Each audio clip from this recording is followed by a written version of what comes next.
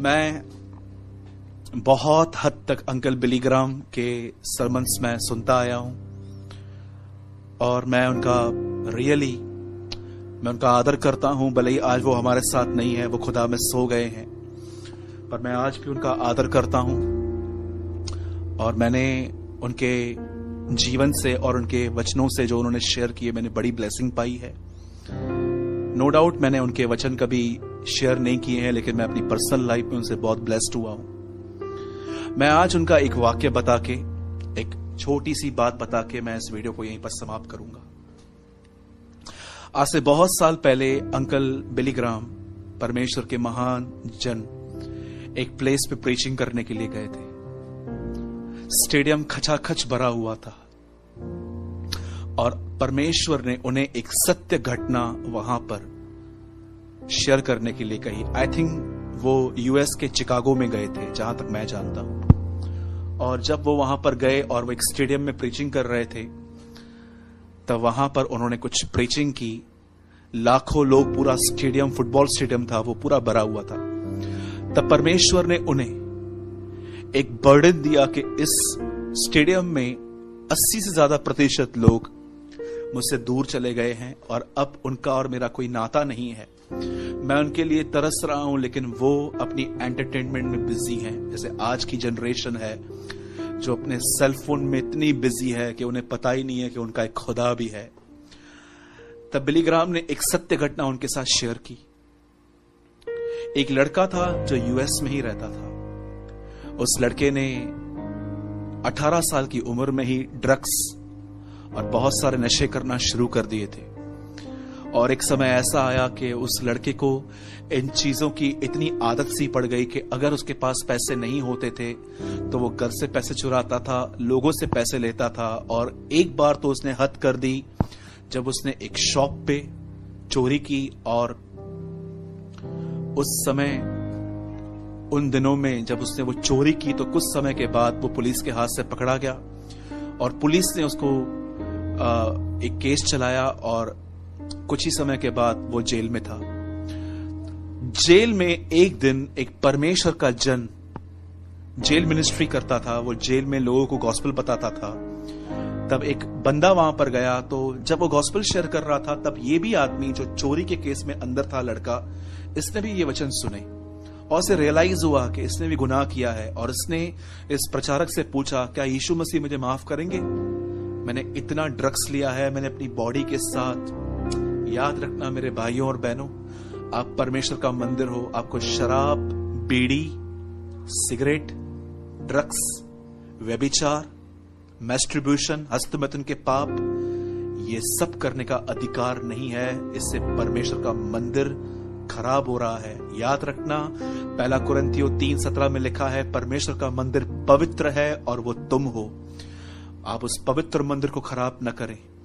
मेरे भाइयों और बहनों, जब उस भाई ने ये वचन सुने उस प्रचारक के मुंह से, तब उस भाई ने अपनी जिंदगी खुदा को दी और उसने अपने घर में 2 महीना, जब उसकी सजा पूरी होने पर थी, तब उसने अपने घर में एक लेटर लिखा अपने माँ बाप को कि मैं वापस आना चाहता हूं, क्या आप मुझे अपने घर में आने देंगे? क्योंकि उसकी फैमिली उससे इतना डिस्टर्ब हो गई थी कि जेल में आने से पहले वो 15-20 दिन पहले वो घर से निकल चुका था। तब इसने अपना मन फिराया जेल में, प्रचारक को सुन के, वचन को सुन के, और अब से अपने घर में एक लेटर लिखा और उसने उसका रिप्लाई मांगा, पर कोई रिप्लाई नहीं आया। जब इसकी सजा में सिर्फ 15 दिन बाकी थे, तब उसने एक और लेटर अपने घर में लिखा कि मैं सच में सुधर गया हूं, मैं वापस आना चाहता हूं, क्या आप मुझे ग्रहण करेंगे? कोई जवाब नहीं आया। और उसने अपने, जब उसकी सजा के सिर्फ 2 दिन बाकी थे, तब उसे एक और लेटर लिखा और इसमें इसने कुछ चेंजेस की।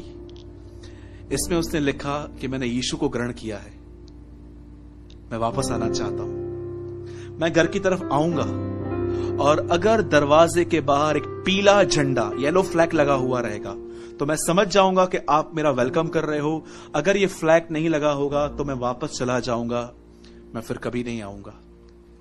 जिस दिन वो जेल से रिहा हुआ, उसने अपना ब्लेजर पहना, कोट पहना, उसकी दाढ़ी थी बहुत, उसने शेव करवाई, और जब वो अपने घर की तरफ रवाना ही हो रहा था तब उसके मन में एक ही चीज चल रही थी, येलो फ्लैग।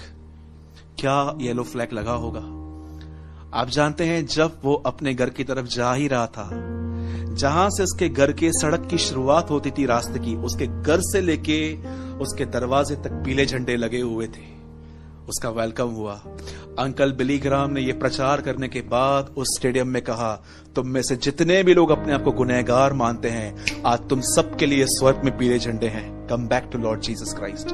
आ जाओ तुम उसके पास वापस, वो तुम्हें ग्रहण करेगा। आज जितने भी लोग मुझे देख रहे हैं, मैं आपको कहना चाहता हूं, हर व्यक्ति के लिए पीला झंडा है स्वर्ग में। आज लौट आइए, वो आपसे प्रेम करता है। वो चाहता है कि आपके गुनाह मिटाए जाएं, उसके लहू में धोए जाएं और आप एक नई शुरुआत करो। मेरे भाइयों बहनों, खुदा आपसे प्यार करता है। मैं जानता हूं आप में से कुछ लोग आज के वचन को सुन के बहुत रो रहे हैं, कुछ लोग बिलक बिलक के रो रहे हैं, क्योंकि मैं जानता हूं खुदा का कलाम बहुत स्पष्ट तरीके से हमारे पास आया है। मेरे भाइयों और बहनों, यदि आज आपको लग रहा है कि परमेश्वर आज आपसे बात कर रहा है, आइए अपने घुटनों पर आइए रीसरेंडर करें अपनी लाइफ को। आइए एक बार फिर से अपनी जिंदगी दें। अगर आप पलंग पे बैठे हैं तो नीचे उतर आइए घुटनों पर आए और खुदावन से एक बार फिर से अपनी जिंदगी दें। Oh thank you Jesus, thank you Lord. शुक्र करते हैं प्रभु आज के वचन के लिए, उस महान अभिषेक के लिए। प्रभु मैं इस कमरे में आपकी उपस्थिति महसूस कर रहा हूं। धन्यवाद, आप हमारे बीच में हैं, क्योंकि कलाम में लिखा है, जहां 2 या 3 आपके नाम में रहेंगे आप वहां रहोगे। मैं दुआ करता हूं हर मेरा भाई, हर मेरी बहन प्रभु जो तुझे सुन रही है, हर बुजुर्ग, हर बच्चा, तू हर एक को छू प्रभु, हर एक को अपने प्रेम से भर, हर एक को अपने प्रेम का बपतिस्मा दे और हर एक को नया जीवन दे। देख प्रभु, हम लौट आए हैं, लौट आने में ही तुम्हारी भलाई है। होशे कहता है, हम पर दया कर, हम पर अनुग्रह कर प्रभु, हम पर रहम कर। हम विश्वास करते हैं आपने हमारी दुआओं को सुना। हम विश्वास करते हैं हम एक बार फिर से आपके आर्म्स में हैं। हम बिलीव करते हैं आपने हमें गले लगाया है, आपने हमें चूमा है, आपने हमें अंगूठी पहनाई है, आपने हमें नए वस्त्र पहनाए हैं। हम बिलीव करते हैं जब एक व्यक्ति पाप से मन फिराता है तो स्वर्ग में जश्न होता है। हम विश्वास करते हैं कि स्वर्गदूतों की टोली नाच रही है, क्योंकि बहुत लोग लौट आए हैं। I give you all the glory Lord, I give you all the praise. हम आपको आदर और महिमा देते हैं, शुक्रगुजारी करते हैं आज के कलाम के लिए प्रभु।